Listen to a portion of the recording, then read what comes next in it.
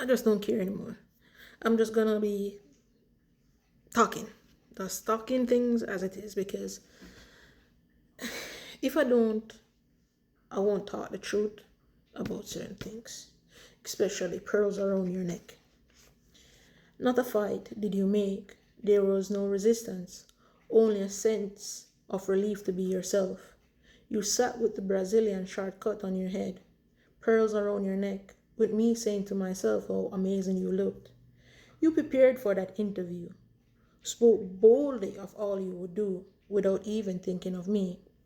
You desired to be with those strange men, maybe so they could buy you real pearls. I really don't know. You looked gorgeous though. My rage just could never say those words as I realized you cared only about yourself. When my ex-girlfriend and I were still living together, I had came in from a jog one evening and heard her doing an interview, and I was like, what is she doing? So I sat down and I listened, but her door was closed, but I listened. I listened. I don't think she knew I was even in the house, but I listened. And I heard her doing like a job interview for like a call girl or something like that, and saying that, oh, she would do any and anything except for the the behind the door entrance, you know. And I was like, what? But she was, when I never really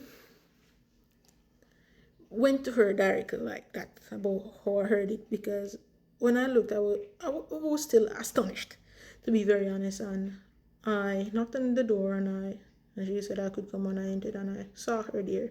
She really did have her pearls, and she had once told me that her brother had bought her those pearls, and she was in one of those Brazilian hairs with curly hair, and dressed very nicely for that interview. But it was to go out with men, and she was even willing to have sex with these men, for money, for money, for money, you know, for money.